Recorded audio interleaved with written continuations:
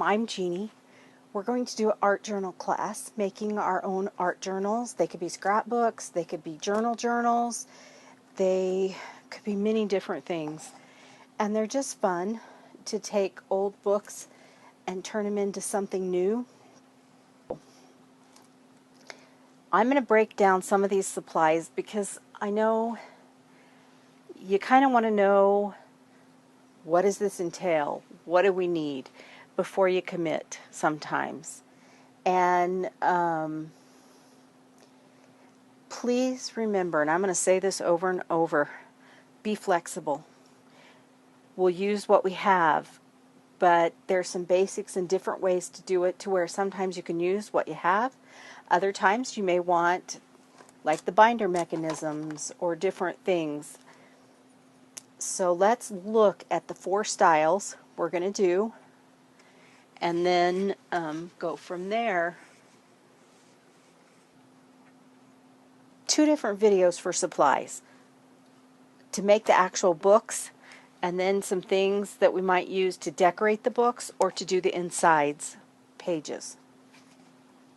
Okay, so traditionally I've taken lots of classes, well, not lots, but several, and they'll take old books and they just glue pages together and gesso, and you art journal on those. And that's fine. I like that sometimes, but I just wanted options. Sometimes I get frustrated. You can see where I tore out pages. That I work on a page, but then I get other pages messy in this style. And you can do it, but sometimes I do like this style. So this is one way. Let's have some other options. The first thing you might need, well, you will need, are books. Different sizes. They come in all sizes, all shapes, all kinds of stuff. Colors. Lots of colors. One book I will tell you to try and find is a dictionary. They're just fun because the pages that come out, I love using dictionary pages in everything I do. I don't know why, I just do. And it's just great to do. And you can use the book to create a new book. So, a couple of different options. One, sometimes I like to take the art journal page out and just work on it, which I can't do in this style. So I started doing these little guys. Here's a D-ring that you can hang things on when you're done. I love this cover, so I didn't do a lot to it, just added some papers, and again on the inside just added the paper here, because we're going to learn how to cut out the pages, and then I added a bookbinding mechanism. These are kind of hard to find. I did order some in so that I would have them available if somebody wanted some. But be careful when you go looking for your books, because your book needs to be 9 inches tall to be able to use these. Okay? But I'll show you more, but let me just say Tim Holtz has some shorter ones. You also need to make sure, this one's just hot glued in, that it's deep enough here. You can't do a super narrow binding here and be able to use the binding mechanisms. So that's something to look for. You can use this on some of the other styles of books we're going to do, though. You're narrow.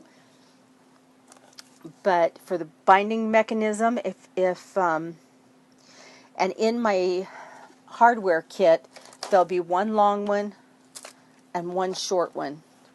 So you can make one with a binding mechanism. Okay?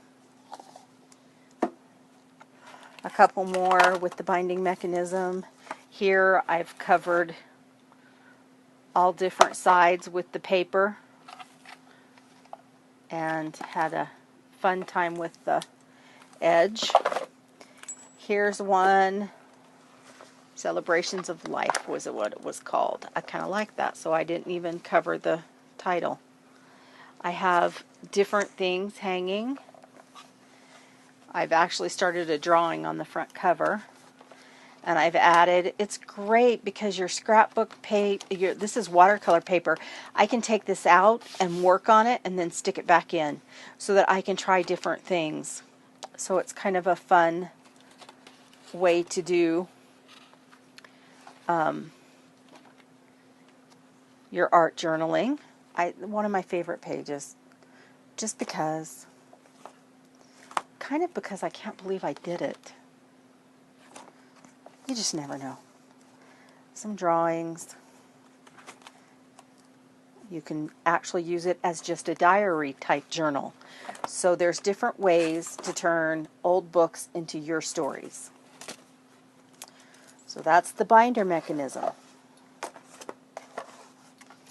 That's one way. Another way is to take maybe one of the narrow books. Maybe it had a narrow spine, or I don't know, something just didn't go well. I haven't even cut it down to where it's straight yet. But you take and just cut your front and back covers, and you use the book binding rings, the split rings. And you can find these really easy at Walmart, at office supply stores, but you can also get cool ones from Seven Gypsies. So they have that at Hobby Lobby and different things. I can buy them in packages.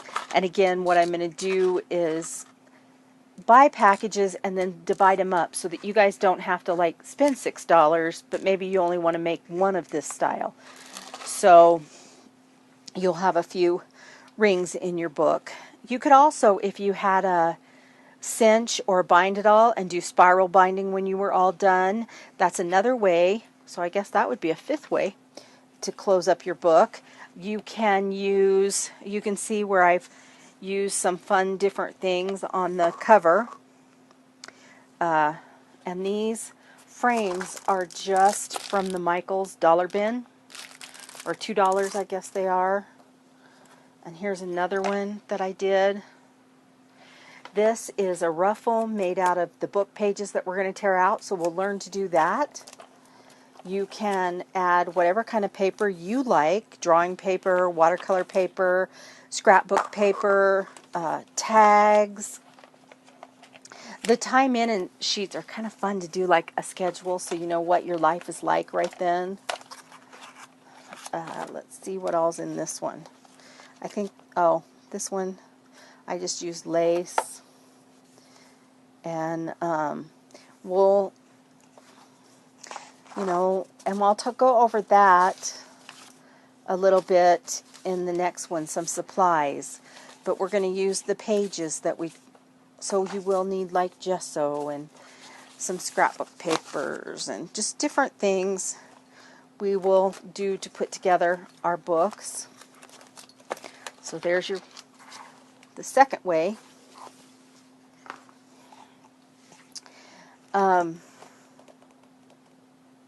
And then I have two more ways. So what if you don't have hardware? What if you don't want to try and get hardware? Well, some of the other things that we learned in those books you can utilize, but we're going to bind them differently. So maybe we'll talk about this one next. This is actually using some Teresa Collins paper and fun things. There's just no right or wrong, and there's no limit to imagination and how you can put it together. These ribbons are just literally put through underneath the pages, but around the book. And then I've bound them a different way with papers and done different kinds of pages, even transparency pages and pocket pages, and just fun little add-ins, more kinds. And so we're going to learn to do these different kinds of pages and put them together and make one of these books. So maybe this will be a scrapbook for you, and you could put pictures on it. Or maybe you want to put all the things you wish, or all your dreams, or your bucket list. There's like, or maybe all your favorite quotes. Another one, maybe you can see it better. My poor ribbon came untied. And I will be providing some of these. I'm going to provide you with some of my art that you can print off and kind of help decorate your books. But I really encourage anybody who has their own pictures or their own art, or maybe you design scrapbook paper, print some of those up and let's utilize them in our art journals, scrapbooks. So here's a little bit different way than how this one was bound, but also very similar, and so we'll talk about both of those. And this is just white cardstock, and then some scraps of scrapbook paper I had that I did. Another version, even though these are categorized together as the third way we're going to do a book, another version of it is I wanted heavier papers. So I used scrapbook paper. This is actually some, probably from Bo Bunny, but digital. I printed it at home. Or maybe I went to Office Depot and printed it. And then I glued it around cardboard, thin cardboard from packaging, cereal boxes, whatever you can find, chipboard, and to make the pages a little more durable. And then I bound it into the book.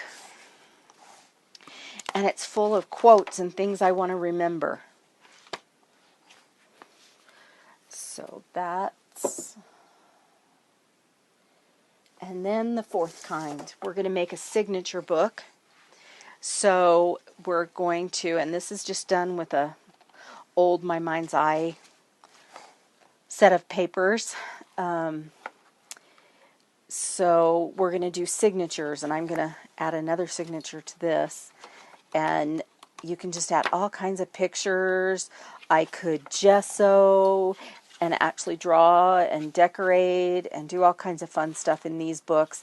This one is probably, I would say, a little more like a scrapbook, but that's the whole point, is to learn different ways and different uses for these little things. And so some of the hardware,